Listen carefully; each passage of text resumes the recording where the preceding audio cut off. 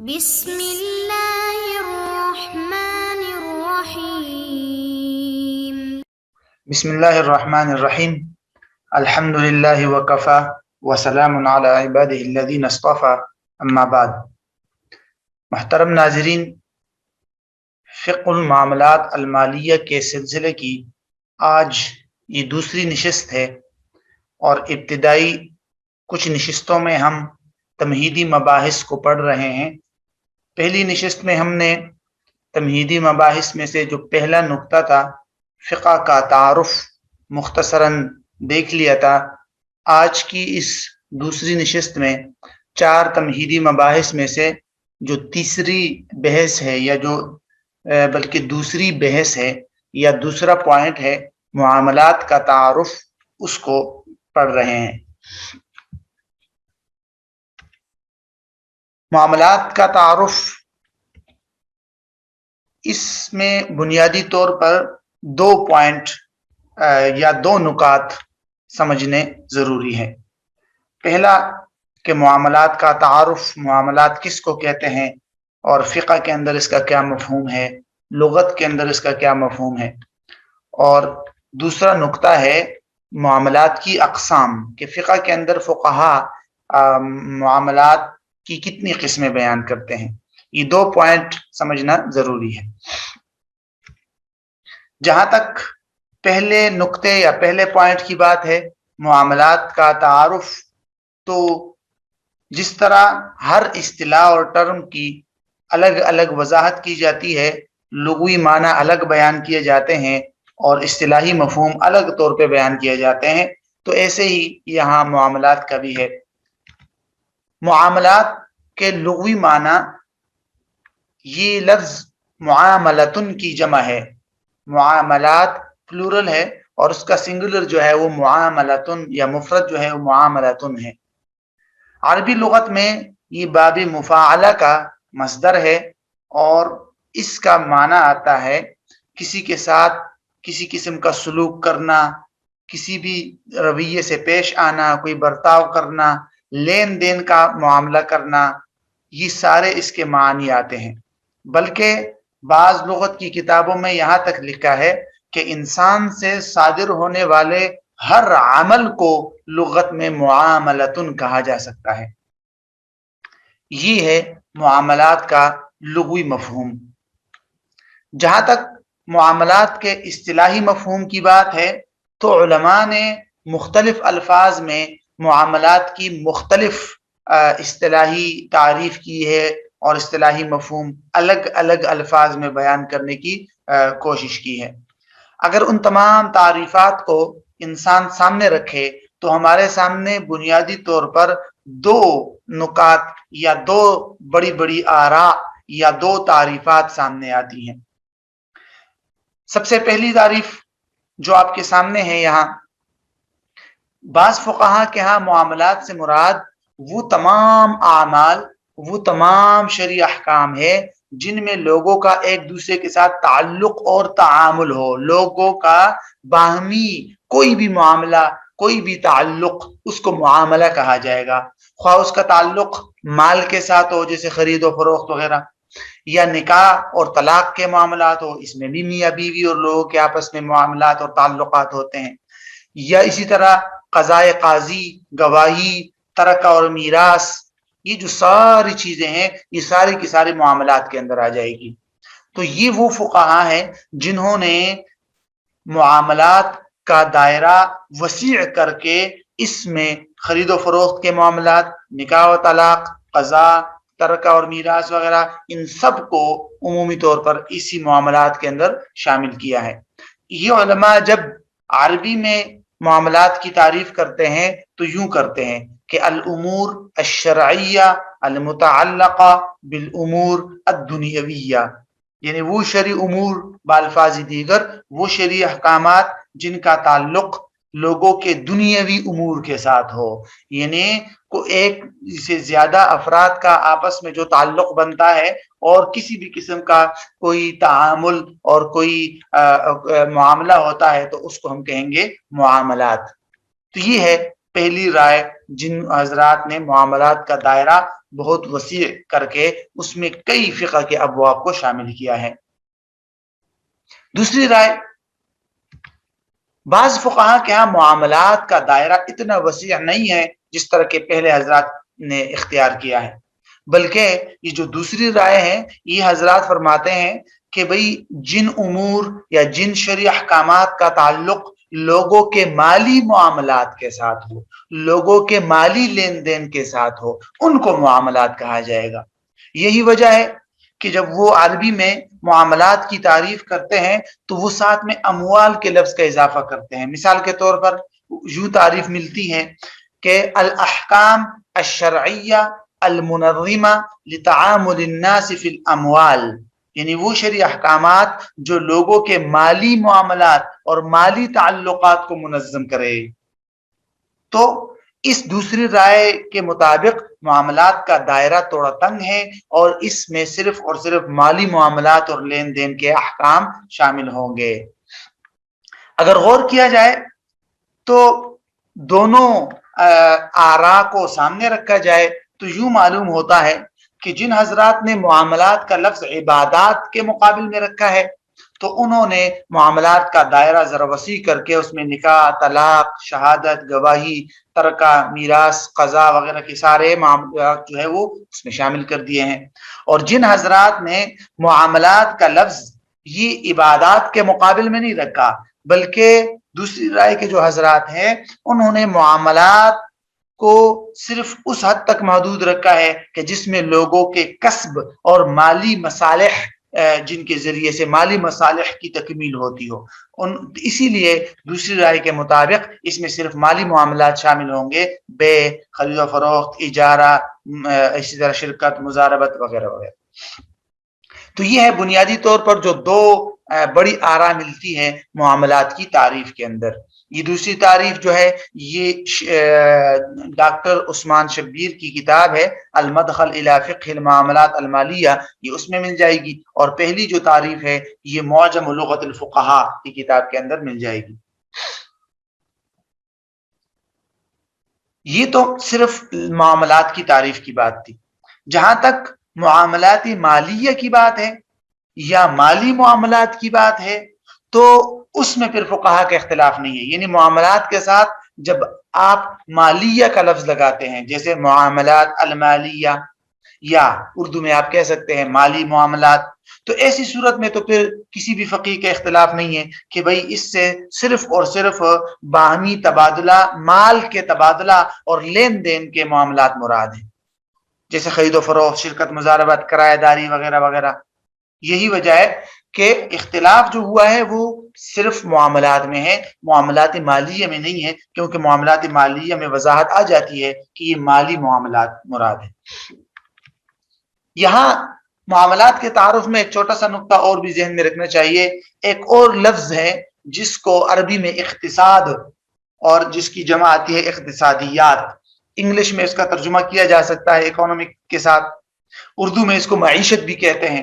تو یہ ذہن میں رکھنا چاہیے کہ اقتصادیات یا اکانومکس یا معیشت جو بھی نام دیا جائے، یہ معاملات سے بالکل ایک الگ فن ہے، اور اس کے اندر بنیادی طور پر کیا دیکھا جاتا ہے کہ بھئی انسان کے پاس جو محدود وسائل موجود ہے ان محدود وسائل کو استعمال میں لا کر زیادہ سے زیادہ انسانی ضروریات اور حاجات کو کیسے پورا کیا جا سکتا ہے، اس کے لیے ایک ایسی ترتیب، ایک ایسی مینجمنٹ اور ایک ایسا نظام طے کیا جائے کہ جس میں جس آدمی کے پاس جتنے وسائل ہیں ان وسائل کو وہ اچھی طریقے سے استعمال کرے اور اپنی زیادہ سے زیادہ ضروریات اور حاجات کو پورا کرے اور اپنی وسائل میں اضافہ کرے اور ضروریات اس کی بھی پوری ہوتی رہے۔ تو یہ بالکل ایک الگ فن ہے جس کو آپ کہہ سکتے ہیں کہ جو معاشی نظام مختلف زمانوں میں وجود میں آتے رہے ہیں، کیپٹلزم، سوشلزم وغیرہ وغیرہ، وہ عمومی طور پر یہی اسی معاشیات کے نظام کہلاتے ہیں۔ تو یہ بالکل معاملات سے ایک الگ فن ہے۔ اس نقطے کے بعد اب ہم آتے ہیں اپنے دوسرے پوائنٹ کی طرف، معاملات کی اقسام کی طرف، کہ معاملات جو ہے اس کی قسمیں کتنی ہیں. معاملات کی علماء نے مختلف تقسیمات ذکر کی ہیں. ہم دو رائے ذکر کریں گے. ایک قدیم علماء میں سے ایک عالم کی رائے کو لے لیں گے علامہ شامی رحمہ اللہ کی, اور دوسرا جدید جو اور معاصر محققین نے جو معاملات کی تقسیم کی ہے اس کو ایک نظر دیکھ لیں گے.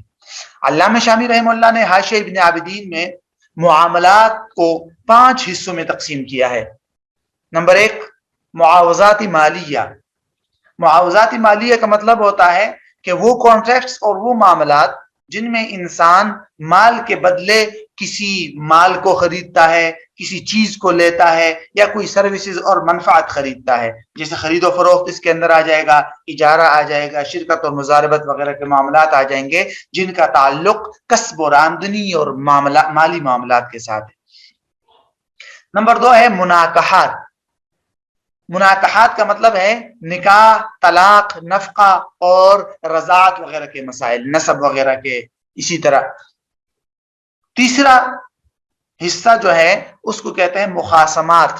مخاصمات کا مطلب ہوتا ہے لوگوں کے باہمی تنازعات اور جھگڑوں کے سلسلے میں جو احکامات ہے وہی معاملات کا ایک بڑا حصہ ہے. اس میں دعویٰ کے مباحث آتے ہیں, شہادت اور گواہی کے مباحث آتے ہیں, قاضی اور قضائے قاضی کی بحث آتی ہے. یہ ساری تفصیلات اس تیسرے پوائنٹ میں آئے گی, مخاصمات میں. چوتھا پوائنٹ یا چوتھا حصہ معاملات کا وہ امانات کہلاتا ہے. یعنی امانت, ودیت, بلکہ اسی کے اندر عاریت بھی آ جاتا ہے کیونکہ عاریت کے احکامات بھی امانت جیسے ہیں. پانچواں حصہ ترکات کہلاتا ہے, یعنی میراث کے احکامات. تو قدیم علماء میں سے علامہ شامی رحمہ اللہ نے معاملات کو ان 5 حصوں میں تقسیم کیا ہے. جہاں تک معاصرین کی بات ہے تو معاصر علماء نے معاملات کو مختلف حصوں میں تقسیم کیا ہے. ہم ڈاکٹر عثمان شبیر صاحب کی کتاب ہے المدخل الی فقہ المعاملات المالیہ, اس میں انہوں نے معاملات کو 8 حصوں میں تقسیم کیا ہے, یا 8 اقسام میں معاملات کو تقسیم کیا ہے کہ معاملات کے تحت جو مسائل آتے ہیں وہ 8 قسم کے ہیں. نمبر 1 معاوضات. معاوضات کی تعریف تقریباً وہی ہے جو ابھی اس سے پہلے ہم نے پڑھ لی, یعنی وہ معاملات کہ جس میں کوئی شخص کوئی عوض دے کر کہ اس کے بالمقابل کسی چیز کا مالک بنتا ہے, خواہ خرید و فروخت کا معاملہ ہے, کرایہ داری کا معاملہ ہے, یا اس جیسے جو معاملات ہیں. بلکہ معاوضات کے اندر پھر 2 حصے آتے ہیں. ایک معاوضات مالیہ یعنی جس میں باقاعدہ مال کا لین دین ہو, اور دوسرا معاوضات غیر مالیہ جیسے کہ نکاح اور خلا, یہ بھی اسی کے اندر آتے ہیں. دوسرا حصہ یا جو دوسری قسم ہے معاملات کی ڈاکٹر عثمان شبیر صاحب کی رائے کے مطابق وہ تبرعات کہلاتے ہیں. تبرعات کا جو لفظ ہے یہ تبرع کی جمع ہے, اور اس کو فقہ کے اندر عقود التبرع بھی کہتے ہیں. ہمارے اسباق میں آخر میں یہ عقود التبرع کی بحث آئی. عقود التبرع کا مطلب ہوتا ہے کہ کوئی شخص کسی کو کسی چیز کا احسان کے طور پر فری میں اور مفت میں مالک بنا دے, جیسے کسی کو ہبہ کرنا, گفٹ کرنا, کوئی چیز صدقہ کرنا, وصیت کرنا, وقف ہو گئی. اسی طرح تو جتنی بھی یہ چیزیں آتی ہے, قرض ہو گیا, تو یہ تبرعات میں آتی ہے. معاملات کا تیسرا حصہ اسقاطات کہلاتا ہے. اسقاطات کا مطلب ہوتا ہے کہ وہ معاملات جن میں انسان اپنے حق یا کسی ملکیت کو زائل کر دیتا ہے, ختم کر دیتا ہے. مثال کے طور پر شوہر کے پاس نکاح کا اختیار ہے, لیکن جب وہ طلاق دے دیتا ہے تو وہ نکاح کے اختیارات اس سے ساقط ہو جاتے ہیں, ختم ہو جاتے ہیں, تو طلاق بھی اسقاطات میں آ جائے گا. غلام کو آزاد کرنا, شفع سے دستبردار ہونا, ٹھیک ہے, کسی شخص پر آپ کا قرض لازم ہے, آپ اس کو اپنے قرض کو ساقط کر کے قرض معاف کر دے, تو یہ ساری چیزیں اسقاطات میں آتی ہیں کہ جس میں انسان اپنے کسی حق کو ختم کر دیتا ہے. نمبر 4 میں ہے اطلاقات. اطلاقات کا مطلب ہوتا ہے کسی کو, یعنی ایسے معاملات یا ایسے صورت ہے جس میں ایک انسان دوسرے کو کسی معاملے کی کھلی اجازت دے دیتا ہے, جس کو پہلے اجازت نہیں تھی اب اس کو اجازت حاصل ہو جاتی ہے. مثال کے طور پر ایک بچہ ہے, نابالغ بچہ, اس پر معاملات اور خصوصی طور پر مالی معاملات کی پابندیاں ہوتی ہیں جب تک ولی اجازت نہ دے. تو جب ولی اس کو اجازت دے دیتا ہے تو گویا کہ اس کو کھلی آزادی مل گئی اب معاملات کی, تو اس کو کہتے ہیں اطلاقات. اسی طرح اس کے تحت اور بھی کئی مسائل آتے ہیں، مثلا کسی کو کسی کام کا وکیل بنانا، کسی کو وسیع اور نگران بنانا. اسی طرح امارت اور قضا بھی اس میں آتے ہیں کہ کسی کو قاضی جب بنایا جاتا ہے تو اس کو فیصلوں کی آزادی حاصل ہو جاتی ہے، ہر شخص قضا اور فیصلے نہیں کر سکتا. تو یہ ساری صورتیں انہوں نے اطلاقات کے تحت شامل کی ہیں. پانچواں حصہ معاملات کا ہے، یہ تقییدات کہلاتا ہے. تقییدات کا مطلب ہوتا ہے قید کر دینا، روک دینا، منع کر دینا. یعنی ہر ایسا معاملہ جس میں کسی شخص کو پہلے آزادی تھی اب اس کو پابندی لگا دی گئی اور اب اس کو روک دیا گیا کہ اب آپ یہ کام نہیں کر سکتے. مثال کے طور پر قاضی پہلے تھا، قاضی فیصلے کر سکتا تھا لیکن اس کو معزول کر دیا، تو یہ جو عزل ہے، عزل قاضی، یہ تقییدات میں آئے گا. اسی طرح وکیل کو معزول کرنا، یہ بھی تقییدات میں آئے گا. کسی مجنون کسی شخص کا مجنون اور پاگل ہو جانا، یہ بھی تقییدات میں آئے گا کیونکہ مجنون شخص معاملات نہیں کر سکتا. تو ہر ایسے معاملات جس میں کسی شخص پر کسی کام کے سلسلے میں پابندیاں لگ جاتی ہے تو اس کو کہتے ہیں تقییدات. چھٹا حصہ مشارکات کہلاتا ہے. مشارکات کا مطلب ہوتا ہے کہ جس میں دو یا دو سے زیادہ افراد کسی چیز یا حق میں شریک ہو جاتے ہیں، جیسے شرکت وغیرہ، پارٹنرشپ اور مزارعت یعنی زمین کھیتی کو بٹائی پر دینا، یا اسی طرح کے معاملات جس میں دو یا دو سے زیادہ افراد پارٹنرشپ اختیار کرتے ہیں. ساتواں حصہ معاملات کا کہلاتا ہے توثیقات. توثیقات کا مطلب ہوتا ہے کہ وہ معاملات جن کے ذریعے سے انسان اپنے حق کو پختہ اور مضبوط کر دیتا ہے تاکہ سامنے والا جس پر حق لازم ہے وہ انکار نہ کر سکے. ان کو فقہ کے اندر ضمانات بھی کہہ سکتے ہیں. ضمانات مثال کے طور پر رہن کا معاملہ، رہن جو ہے اسی لیے ہوتا ہے تاکہ قرض انسان کا محفوظ رہے. اسی طرح کفالہ کا معاملہ، حوالہ کا معاملہ، یہ سارے توثیقات میں آتے ہیں اور اپنے حق کو مضبوطی کے لیے ہوتی ہے. اس پر ابھی حال ہی میں حضرت استاد محترم مفتی تقی عثمانی صاحب کی کتاب آئی ہے توثیق الدیون، تو اس میں اس کی تفصیلات موجود ہے. اس کو کہتے ہیں توثیقات. آٹھواں اور آخری حصہ کہلاتا ہے استحفاظات.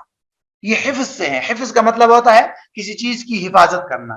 تو اس میں ان کے ہاں وہ معاملات شامل ہے جس میں کوئی شخص اپنی کوئی چیز دوسرے کو بطور حفاظت دیتا ہے، جیسے کہ اسی کے تحت آپ امانات شامل کر سکتے ہیں. یعنی کسی کو کوئی چیز امانت کے طور پر دے دی تو سامنے والا اس کی حفاظت کرتا ہے. تو عقود الامانات، عاریت، ودیت وغیرہ یہ سارے کے سارے استحفاظات میں آ جائیں گے. تو یہ ہے بنیادی طور پر معاملات کی 8 اقسام. کچھ علماء نے اس سے ہٹ کر بھی کچھ اقسام بیان کی ہے. کسی نے معاملات کو 4 حصوں میں تقسیم کیا ہے، کسی نے الگ تقسیم کی ہے، لیکن اس سے کچھ خاص فرق پڑتا نہیں ہے.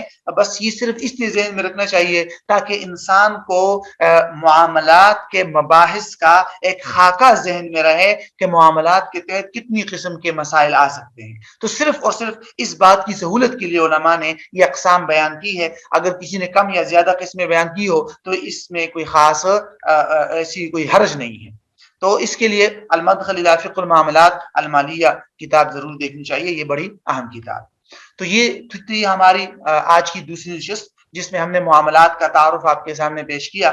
اگلی نشست میں انشاءاللہ ہم اپنے تیسرے پوائنٹ کی طرف جائیں گے. السلام علیکم ورحمۃ اللہ.